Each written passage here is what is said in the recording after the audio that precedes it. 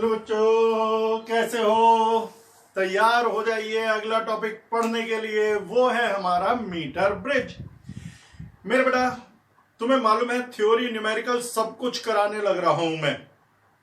बस मन लगा करके पढ़ते रहो और सीक्वेंस में पढ़ते रहो। ये बात मैं रोज कह रहा हूं। यदि आप लोगों ने पुरानी वीडियो नहीं देखी है तो आज की वीडियो देखने से कोई बेनिफिट नहीं। जो मेरे बेटा आज का टॉपिक है ये थ्योरी और प्रैक्टिकल दोनों के लिए बहुत ज्यादा इंपॉर्टेंट है। थ्योरी और प्रैक्टिकल, और एक एपिसोड में नहीं खत्म होगा। इसको कम से कम चाहिएंगे हमारे 2 एपिसोड, क्योंकि मैं उनकी डीप में जाऊंगा, रेजिस्टेंस बॉक्स वगैरह भी बताऊंगा क्या होता है। तो चलिए मीटर ब्रिज के बारे में शुरू करते हैं। यदि पुरानी वीडियो ना देखी हो तो डिस्क्रिप्शन में लिंक दिया हुआ है, उसमें घुस जाइए और सीक्वेंस में पढ़ते हुए यहां तक आइए। मेरे बेटा, ये एक बैलेंस्ड व्हीट स्टोन ब्रिज पर बेस्ड डिवाइस है। आज पहला एपिसोड है, बहुत ध्यान से सुनिएगा, समझिएगा। इसके अंदर 3 कॉपर स्ट्रिप्स होती हैं, काफी थिक स्ट्रिप होती हैं जिनका रेजिस्टेंस नेग्लिजिबल होता है। भाई, एक तो वैसे ही copper is a very good conductor, उसका रेजिस्टेंस बहुत डाउन है। ऊपर से एरिया वाइड ले लिया तो रेजिस्टेंस डाउन हो गया। यदि आपको फॉर्मूला याद हो, R = ρL/A, ये हमारे लाइव क्लासेस के पहले या दूसरे वीडियो में पढ़ाया गया था। जितना बड़ा एरिया उतना कम रेजिस्टेंस। कुल मिलाकर के इन कॉपर स्ट्रिप्स का रेजिस्टेंस नेग्लिजिबल है। यहां पर एक यूनिफॉर्म रेजिस्टेंस वायर होता है, यूनिफॉर्म थिकनेस का, शुरू से लास्ट तक, कहीं से थिन नहीं, कहीं से थिक नहीं, यूनिफॉर्म थिकनेस, यूनिफॉर्म रेजिस्टेंस। चाहे आप यहां से 1 सेंटीमीटर लें या यहां से 1 सेंटीमीटर लें या यहां से 1 सेंटीमीटर लें, बिल्कुल बराबर रेजिस्टेंस होगा। तो ये हमारा है रेजिस्टेंस वायर लगा हुआ। तो कॉपर की 3 स्ट्रिप हो गई, एक यूनिफॉर्म रेजिस्टेंस वायर हो गया। मीटर ब्रिज का यूज क्या है? मीटर ब्रिज का यूज है अननोन रेजिस्टेंस को मेजर करना। पहला यूज यही है। बाकी इसके सपोर्टिंग रूल यूज होते हैं, जैसे रेजिस्टिविटी निकालना, वो सब बताता रहूंगा। आज गला थोड़ा बैठा सा हो रहा है, तभी मैंने कल की वीडियो भी नहीं डाली थी। तो ज्यादा लंबा वीडियो नहीं करूंगा आज, थोड़ा सा शॉर्ट रहेगा रोज के कंपैरिजन में, लेकिन समझ में आएगा, ये गारंटी है। नाम दे देते हैं इस कॉपर स्ट्रिप को A। पूरी स्ट्रिप एक ही पोटेंशियल पर है क्योंकि इसका रेजिस्टेंस नेग्लिजिबल है। और पहले भी आपने ऐसे न्यूमेरिकल करे हैं, यदि किसी वायर का रेजिस्टेंस नेग्लिजिबल हो तो हर पॉइंट सेम पोटेंशियल पर होता है। इस स्ट्रिप को मैं नाम दे देता हूं C और इस स्ट्रिप को नाम दे देता हूं B। डन। यहां पर कॉपर की पिन लगी हुई है, कॉपर की पिन लगी हुई है।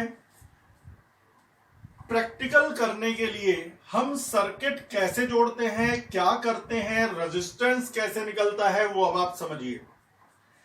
जिस वायर का रेजिस्टेंस निकालना है उसे यहां जोड़ देते हैं। मान लो मेरे से कहा ये वायर है S, इसका रेजिस्टेंस है S, और ये हमें पता करना है कि what is the value of this resistance. तो उसे लगा दो राइट गैप में। पहले प्रैक्टिकल के हिसाब से समझाऊंगा, जिससे कि जब स्कूल में प्रैक्टिकल होगा तो भी आप कर सको। इसमें ड्रॉबैक भी बताऊंगा, लिमिटेशंस भी बताऊंगा, क्या कमियां हो सकती हैं, सर्किट क्या गड़बड़ कर सकता है। यहां पर लगाते हैं एक नोन रेजिस्टेंस बॉक्स R। इसमें कितना रेजिस्टेंस है ये हमें पता चल जाता है इसे देखते ही। कैसे पता चल जाता है? अभी 10 मिनट देख, आपको भी पता चल जाएगा कि रेजिस्टेंस बॉक्स को देखते ही कैसे पता चल जाता है। तो जिस वायर का रेजिस्टेंस निकालना हो उसे इस गैप में लगा दिया, राइट गैप में, B और C स्ट्रिप के बीच में। और एक ऐसा रेजिस्टेंस बॉक्स जिसे देखते ही पता चल जाए कि इसका रेजिस्टेंस क्या है, उसे लगा दिया लेफ्ट गैप में, यानी कि A स्ट्रिप और B स्ट्रिप के बीच में। फिर लगाते हैं एक बैटरी A और C टर्मिनल के बीच में। फिर एक गैल्वेनोमीटर लेते हैं। गैल्वेनोमीटर का एक सिरा तो बी से जोड़ देते हैं और दूसरा सिरा एक हैवी कॉपर की स्ट्रिप से जोड़ देते हैं, जिसे कहा जाता है जॉकी। ये कॉपर की भारी रॉड होती है जिसे कहते हैं जॉकी। जॉकी जहां भी टच होती है वो पॉइंट है हमारा डी। पूरा वायर एक 1 मीटर का वायर यानी 100 सेंटीमीटर का रेजिस्टेंस वायर लिया जाता है, 100 सेंटीमीटर का वायर लिया जाता है। अब प्रैक्टिकल शुरू करा जाता है।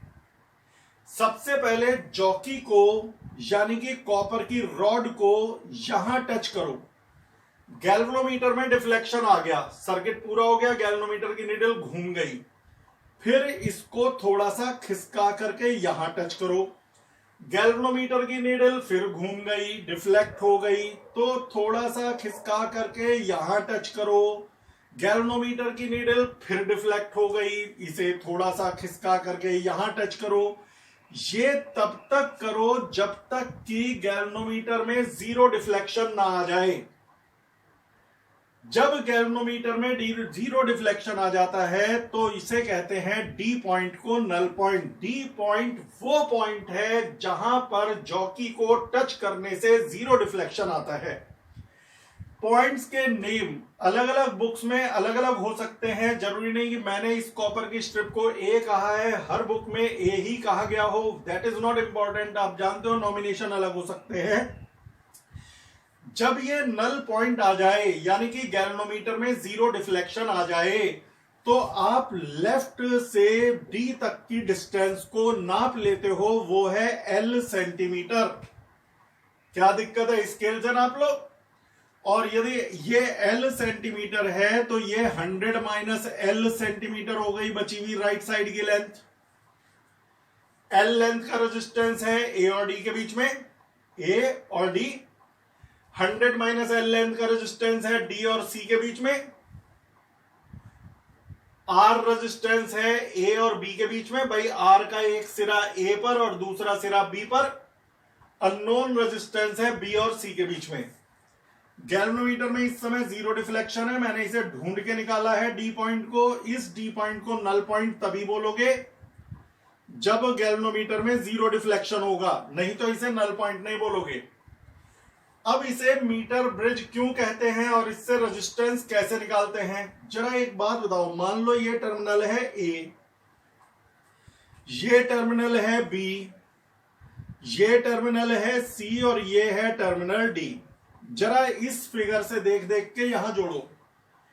A और B के बीच में एक रेजिस्टेंस लगा हुआ है, रेजिस्टेंस बॉक्स लगा हुआ है जिसकी वैल्यू हमें पता है। तो यहां पर लगा हुआ है रेजिस्टेंस बॉक्स R जिसकी वैल्यू हमें नोन होती है। B और C के बीच में अननोन रेजिस्टेंस S लगा हुआ है, यहां पर अननोन रेजिस्टेंस S लगा हुआ है जिसकी वैल्यू हमें निकालनी है। L लेंथ का रेजिस्टेंस जुड़ा हुआ है, L लेंथ का रेजिस्टेंस जुड़ा हुआ है L सेंटीमीटर का रेजिस्टेंस A और D के बीच में, तो A और D के बीच में 100 माइनस L लेंथ का रेजिस्टेंस कनेक्टेड है D और C के बीच में, तो 100 माइनस L लेंथ का रेजिस्टेंस है D और C के बीच में। बैटरी कनेक्टेड है A और C से, तो बैटरी कनेक्टेड है A और C से। और गैल्वेनोमीटर जुड़ा है B और D के बीच में, एक सिरा B पर दूसरा सिरा D पर, तो B और D के बीच में गैल्वेनोमीटर। मैंने सारे कनेक्शन वही किए हैं जो ऊपर के सर्किट में थे, यानी कि ये सर्किट और ये सर्किट एक ही है, लेकिन ये तो व्हीटस्टोन ब्रिज है तो ये भी व्हीटस्टोन ब्रिज है। भाई सारा खेल तो कनेक्शंस का ही है, यदि कनेक्शन एक से हैं तो सर्किट तो एक सा ही है, तो ये भी व्हीटस्टोन ब्रिज पर बेस्ड है, तभी इसे मीटर ब्रिज कहते हैं। कई लोग कहते हैं बेटा इसका नाम मीटर ब्रिज क्यों पड़ा। मीटर इसलिए क्योंकि 1 मीटर का वायर है, ब्रिज इसलिए क्योंकि ये व्हीटस्टोन ब्रिज है। क्योंकि ये व्हीट स्टोन ब्रिज है तो ब्रिज, 1 मीटर का वायर है तो मीटर, तो मीटर भी है ब्रिज भी है, तो ये मीटर ब्रिज है। मेरे ख्याल में समझ में आ गया, तालियां, वेरी गुड, बहुत बढ़िया। ओके, ऐसे ही मन लगा के समझते रहो। ये कहलाता है मीटर ब्रिज। अच्छा, आपने क्या जॉकी को कहीं भी रख दिया? आपने जॉकी को यहां टच किया, यहां किया, यहां किया, यहां किया, यहां किया, पूरे वायर पर अलग अलग जगह पर जॉकी को रखते रहे। लेंथ तब नापी जब 0 डिफ्लेक्शन आ गया, यानी गैल्वेनोमीटर जब 0 रीडिंग देगा तब आपने जॉकी को फिक्स कर दिया, तब आपने एल को नापा है। यानी जब आपने एल को नापा है तो गैल्वेनोमीटर में करंट नहीं है, और जब गैल्वेनोमीटर में करंट नहीं होती तो बैलेंस्ड व्हीट स्टोन ब्रिज होता है। और जब बैलेंस्ड व्हीट स्टोन ब्रिज होता है तो P अपॉन Q बराबर R अपॉन S, न्यूमेरिकल भी करे हुए है ना। तो P अपॉन Q यानी कि बेटा L upon 100 minus L upon 100 minus L is equal to R upon S। अब ये बताओ मैंने क्या सिखाया था? मैंने कहा था R रेजिस्टेंस बॉक्स है, जिसे देखते ही उसका रेजिस्टेंस हमें पता चल जाता है, तो R नोन है। कैसे पता चल जाता है? 5 मिनट बस और वेट करो। R नोन है। ये लेंथ बैलेंसिंग लेंथ कहलाती है, जिसे किसी भी स्केल से नापा जा सकता है, तो L नोन है। यदि L नोन है तो 100 माइनस L नोन है। मेरे बालक, इस फ्रैक्शन में 4 में से 3 टर्म नोन है, S को छोड़ के, तो S निकल जाएगा, S निकल जाएगा ना। तो यही तो हमें नापना था। तो इससे पता चल जाएगा कि S रेजिस्टेंस कितने ओम का है, कितने ओम का है। तो स्कूल में जब प्रैक्टिकल करना हो, R को लेफ्ट गैप में लगाओ, S को राइट गैप में लगाओ, नोन रेजिस्टेंस को लेफ्ट गैप में, अननोन रेजिस्टेंस को राइट गैप में। गैल्वेनोमीटर बी से और जॉकी से, जॉकी क्या है? कॉपर की एक भारी रॉड है जिसे रेजिस्टेंस वायर पे कहीं भी टच करा जा सकता है। बैटरी को पहली और आखिरी प्लेट पे जोड़ दो, सर्किट पूरा हो गया। फिर ये फिगर बना के दिखाने की जरूरत नहीं है। जब गैल्वेनोमीटर में 0 डिफ्लेक्शन आ जाए तो left upon right is equal to left upon right. Left यानी कि R upon S is equal to L upon 100 minus L। ये फॉर्मूला लगा दो। मैं एक न्यूमेरिकल एग्जांपल से बता रहा हूं। किसी ने कहा कि मेरे पास एक मीटर ब्रिज का सर्किट है। अब आज तक ये नहीं पता किसने कहा। मैं बार बार कहता हूं ना, किसी ने कहा। अबे भाई साहब, किसने कहा? कोई बात नहीं, ये तो मजाक की बात है। ये 100 सेंटीमीटर का वायर है। क्वेश्चन में कह रहे हैं कि यदि यहां पर 10 ओम का रेजिस्टेंस है, यहां अननोन रेजिस्टेंस है, ये नल पॉइंट है। नल पॉइंट का मतलब गैल्वेनोमीटर में 0 डिफ्लेक्शन। ये 30 सेंटीमीटर लेंथ है। तो बताओ अननोन रेजिस्टेंस कितना है? ये मीटर ब्रिज का सर्किट है। तो बेटा यदि ये 30 सेंटीमीटर है तो ये 70 सेंटीमीटर है, क्योंकि बेटा 1 मीटर का वायर होता है, तभी तो मीटर ब्रिज। तो आप परेशान मत हो ना ये फिगर बनाना, ना ये फिगर बनाना, खुद ना ये फॉर्मूला लिखना। Left upon right is equal to left upon right 10 upon S is equal to 30 upon 70। तो बताओ इससे सॉल्व हो गया, ऐसा जाएगा ना, तो S निकाल लेंगे। S निकाल लेंगे। तो इस तरह से प्रैक्टिकल लैब में आप S निकाल सकते हो। प्रैक्टिकल करते समय एक और खास बात बता दूं आप लोगों को, वो ये कि यदि स्कूल में प्रैक्टिकल करने के लिए आए तो आप पहले, मैं अब पूरा सर्किट नहीं बना रहा, बैटरी वैटरी जोड़ करके नहीं दिखा रहा, शॉर्टकट बना रहा हूं। एक नॉन रेजिस्टेंस दिया होगा R, उसे लगाना लेफ्ट गैप में। एक अननोन रेजिस्टेंस वायर दिया हुआ होगा, उसे लगाना राइट गैप में। और जॉकी को घुमा घुमा करके नल पॉइंट नाप लेना। मुझे नहीं पता क्या आएगा, जो भी लेंथ आएगी उसे नाप लेना। L को 100 माइनस L तो वैसे ही निकल जाएगा। यदि L है 10 तो 100 माइनस L है 90, L है 30 तो 100 माइनस L है 70। ये बैटरी लगी हुई है इधर। फिर आप एस कैसे पता लगाओगे? आर नोन है, एस अननोन है, एल नोन है, 100 माइनस एल नोन है, तो फॉर्मूला लगाओगे R upon S is equal to L upon 100 minus L. इसमें तीन चीजें नॉन है, आर, एल और 100 माइनस एल, तो एस निकल जाएगा। फिर प्रैक्टिकल में कई रीडिंग लेते हैं तो एस को कर देना। इस पे ना बोर्ड में भी न्यूमेरिकल आते हैं और थ्योरी और प्रैक्टिकल में भी आते हैं, एग्जाम में भी और प्रैक्टिकल में भी। बाद में अननोन रेजिस्टेंस को लेफ्ट में लगा देना और नोन रेजिस्टेंस जो है, रेजिस्टेंस बॉक्स जिसे कहते हैं, उसे राइट में लगा देना, तो बैलेंसिंग लेंथ बदल जाएगी। दोबारा से नल पॉइंट ढूंढना। अब नल पॉइंट जहां आया जीरो डिफ्लेक्शन, तो ये लेंथ नाप लेना एल डैश, बदल जाएगा। यदि इंटरचेंज कर दिया तो लेंथ बदल जाएगी, एल डैश। ये रह जाएगा 100 माइनस एल डैश, ये भी पता चल जाएगा। जब एल डैश नाप लिया तो ये भी मिल गया। तो अब क्या फॉर्मूला लगाओगे? लेफ्ट अपॉन राइट बराबर लेफ्ट अपॉन राइट, यानी S upon R, S upon R, L dash upon 100 minus L dash. पहले आर अपॉन एस था, left upon right, R upon S, L upon 100 minus L. अब है S upon R, left upon right is equal to L dash upon 100 minus L dash. इससे भी ऐसा आएगा, इससे भी ऐसा आएगा, दोनों एस का एवरेज ले लेना तो सही वैल्यू मिल जाएगी। बेटा प्रैक्टिकल करते समय कई रीडिंग ली जाती है और एवरेज लिया जाता है, तो आपको इस तरह से अननोन रेजिस्टेंस निकालना है। एक क्वेश्चन बच्चे कहते हैं कि sir R is a resistance, S is a resistance, क्योंकि व्हीट स्टोन ब्रिज में रेजिस्टेंस का रेशियो होता है, लेकिन एल तो लेंथ है, 100 माइनस एल तो लेंथ है, ये तो रेजिस्टेंस है ही नहीं। व्हीट स्टोन ब्रिज में तो लेफ्ट का रेजिस्टेंस अपॉन राइट का रेजिस्टेंस बराबर लेफ्ट का रेजिस्टेंस अपॉन राइट का रेजिस्टेंस होना चाहिए, और यहां रेजिस्टेंस की बजाय है लेंथ। तो मैं तुम्हें बता रहा हूं, मैंने शुरू में बोला था ये wire uniform resistance, uniform thickness का होता है। 1 सेंटीमीटर यहां से ले लो या 1 सेंटीमीटर यहां से या 1 सेंटीमीटर यहां से बराबर रेजिस्टेंस होगा। बोला था या नहीं बोला था? कसम खा के बता दो, बोला था ना। मान लो इधर से 1 सेंटीमीटर का रेजिस्टेंस है एक्स, इधर भी 1 सेंटीमीटर का रेजिस्टेंस है एक्स, इधर भी 1 सेंटीमीटर का रेजिस्टेंस है एक्स। तो ये बताओ, यदि 1 सेंटीमीटर का रेजिस्टेंस एक्स, तो एल लेंथ का रेजिस्टेंस कायदे में एल एक्स, और 100 माइनस एल का रेजिस्टेंस 100 माइनस एल एक्स।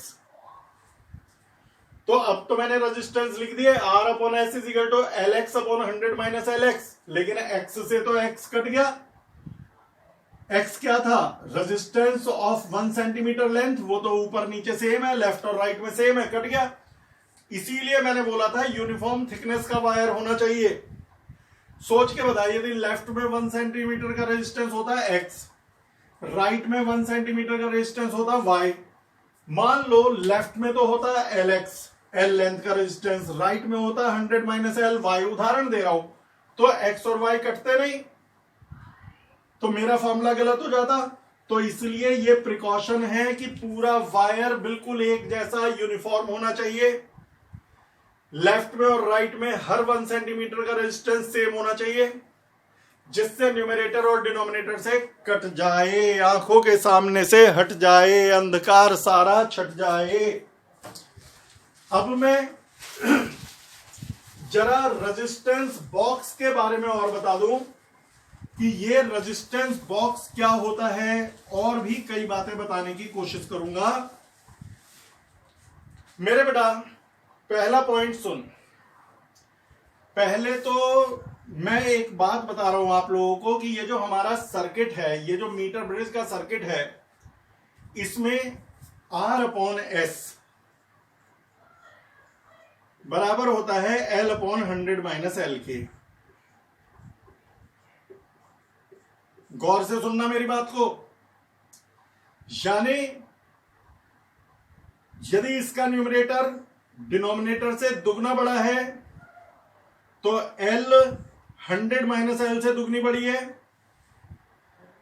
यदि इसका न्यूमरेटर, लेफ्ट का न्यूमरेटर डिनोमिनेटर से 50 गुना बड़ा है तो ये लेंथ एल 100 माइनस एल से 50 गुना बड़ी है।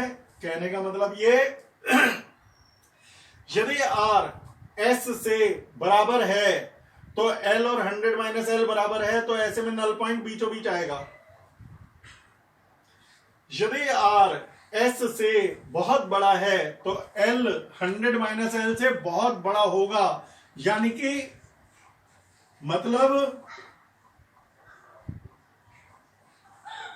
यदि आर एस से बहुत बड़ा है तो बैलेंसिंग लेंथ बहुत ज्यादा आएगी, एल बहुत बड़ा होगा 100 माइनस एल से।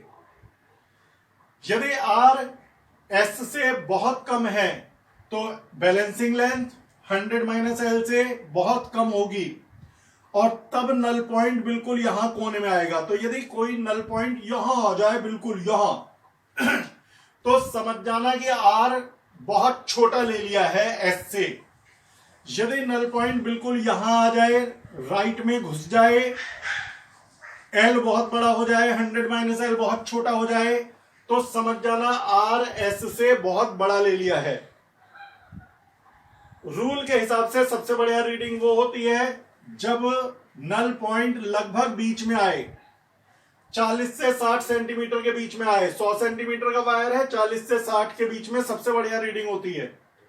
तो उसके लिए आर और एस लगभग बराबर होने जरूरी है। अब कई बच्चे कहते हैं तो आर क्या बढ़ाया घटाया जा सकता है? तो जवाब है जी हां, बिल्कुल रेजिस्टेंस आर को बढ़ाया घटाया जा सकता है, लेकिन उसके लिए आपको यह समझना पड़ेगा रेजिस्टेंस बॉक्स होता क्या है, कैसे काम करता है, कैसे काम करता है। तो मेरे बेटा रेजिस्टेंस बॉक्स से पहले एक बात बताओ, यदि किसी वायर में करंट है और सामने दो ब्रांच डिवाइड हो जाए तो करंट कुछ ऊपर जाएगी कुछ नीचे। यदि ऊपर और नीचे बराबर रेजिस्टेंस हो तो करंट जितनी ऊपर जाएगी उतनी नीचे, यानी आधी आधी जाएगी। यदि ऊपर रेजिस्टेंस बड़ा है नीचे छोटा, तो छोटे रेजिस्टेंस में ज्यादा करंट जाएगी, बड़े रेजिस्टेंस में कम करंट जाएगी। किंतु परंतु बट यदि नीचे के ब्रांच में रेजिस्टेंस ही ना हो, गुड कंडक्टर हो, कॉपर हो, तो भैया सारी करंट वहां से जाएगी जहां रेजिस्टेंस ना हो, फिर रेजिस्टेंस में से करंट जाएगी ही नहीं, जाएगी ही नहीं। यही मेरा आधार है रेजिस्टेंस बॉक्स का। हमारे जो रेजिस्टेंस बॉक्स होते हैं उनमें कॉपर के अंदर का दिखा रहा हूं, बाहर से कैसे लगते हैं वो भी बताऊंगा, अंदर से कैसे लगते हैं वो भी। उसमें कॉपर की बड़ी बड़ी प्लेट होती हैं जिनका रेजिस्टेंस नेग्लिजिबल है, इनका रेजिस्टेंस नेग्लिजिबल है। उनके बीच में थोड़े थोड़े गैप होते हैं, छोटे छोटे गैप होते हैं, यहां रेजिस्टेंस लगे रहते हैं। यहां लगा है 1 ओम का, यहां लगा है 2 ओम का, कुछ भी हो सकता है, उदाहरण दे रहा हूं। यहां लगा है बेटा 2 ओम का, यहां लगा है 5 ओम का, यहां लगा है 10 ओम का, यहां लगा है 20 ओम का। उदाहरण के लिए दे दिया, ये अलग अलग हो सकते हैं। फिर कॉपर की बहुत सारी पिन दी जाती हैं, नेग्लिजिबल रेजिस्टेंस की बहुत सारी पिन दी जाती हैं, जिनको आप पिन को इनके बीच में फिक्स कर देते हो। सारी कॉपर की पिन इनके बीच में फंसा देते हो। अब आप देखो करंट के साथ क्या होगा, समझो। कॉपर की पिन फंसा दी करंट यहां से भेजते हो, यहां से बुलाते हो। अब एक बात बताओ, करंट यहां से आई, करंट के सामने दो रास्ते हैं, नीचे 1 ओम से जाए या ऊपर कोई रेजिस्टेंस नहीं है वहां से जाए। तो मैंने क्या सिखाया था, यदि एक ब्रांच में रेजिस्टेंस ना हो तो सारी करंट वहीं से ही जाएगी, 1 ओम से नहीं जाएगी। फिर दो रास्ते हैं, 2 ओम से जाए या बिना रेजिस्टेंस के जाए। तो 2 से क्यों जाएगी, जब उसे बिना रेजिस्टेंस का पाथ मिल रहा है। तो इस तरह से करंट किसी भी रेजिस्टेंस से नहीं जाएगी और पूरी करंट के रास्ते में जीरो रेजिस्टेंस है देख, जीरो तो हम बोल रहे हैं नेग्लिजिबल है। अब सोचो यदि मैं 1 ओम की पिन निकाल दूं, अब क्या होगा। समझ गए, कई बच्चों के दिमाग में आ गया, उन्होंने प्लानिंग कर ली। अब करंट को 1 ओम से जाना ही होगा। यहां से आने के बाद पिन निकली हुई है, ऊपर का रास्ता नहीं है, तो 1 ओम से जाएगी, फिर किसी में से नहीं जाएगी, तो पूरा रेजिस्टेंस इस सर्किट में करंट के रास्ते में 1 ओम का रेजिस्टेंस होगा। जो पिन निकाल दी, करंट को उस रेजिस्टेंस से जाना होगा। अब मैंने 5 ओम वाली पिन और निकाल दी, करंट को अब 1 से जाना होगा, फिर किसी से नहीं, किसी से नहीं, फिर 5 से जाना होगा, फिर किसी से नहीं।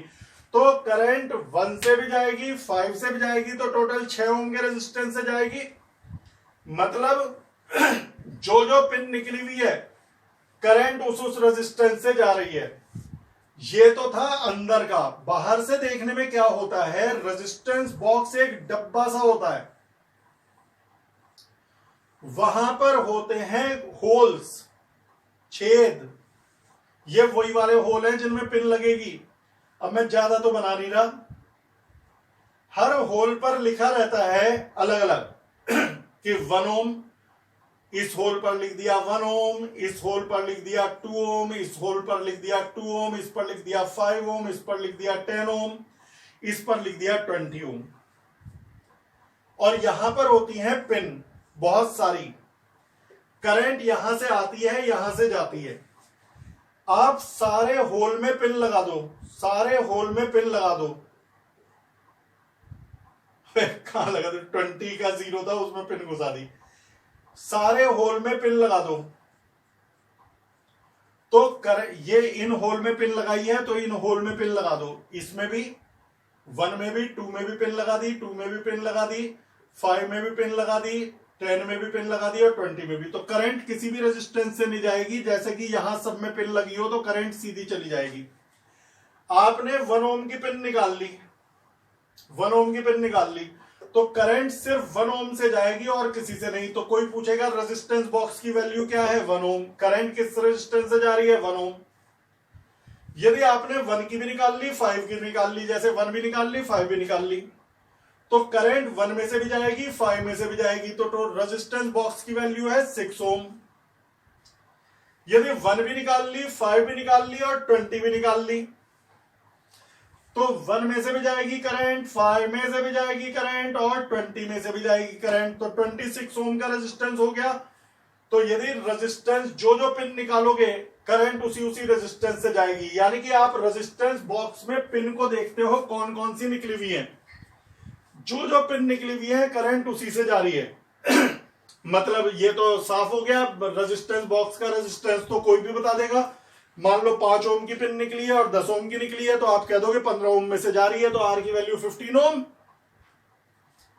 मेरे बेटा जो ये मैं बता रहा हूं ना, किसी बुक में नहीं मिलेगा इतनी डिटेल में। कसम खा के कह रहा हूं, रेजिस्टेंस बॉक्स के अंदर की वर्किंग मिल जाए तो यानी आर बढ़ाना हो तो पिन निकाल लो, और मान लो इस समय 20 5 25 1 26 है, तुम बढ़ाना चाह रहे हो, 2 और निकाल लो तो 28 ओम का रेजिस्टेंस हो गया। 2 और निकाल लो तो 30 ओम का हो गया। तो रेजिस्टेंस बढ़ाना और घटाना हमारे हाथ में है। मेरे ख्याल में अब मैं भी थक गया, गले पे ऑलरेडी लोड पड़ा हुआ है, तो आज की वीडियो यहीं रोक रहा हूं। बाकी इसकी न्यूमेरिकल और इसकी थ्योरी कल के वीडियो में फिर कंटिन्यू रहेगी। लौट आइए, और यदि पसंद आया हो तो लाइक, कमेंट और शेयर जरूर करें, ताकि मैं आप लोगों को लगातार पढ़ाता रहूं और बढ़िया बढ़िया वीडियो डिटेल में बना के देता रहूं। फिलहाल के लिए बाय बाय।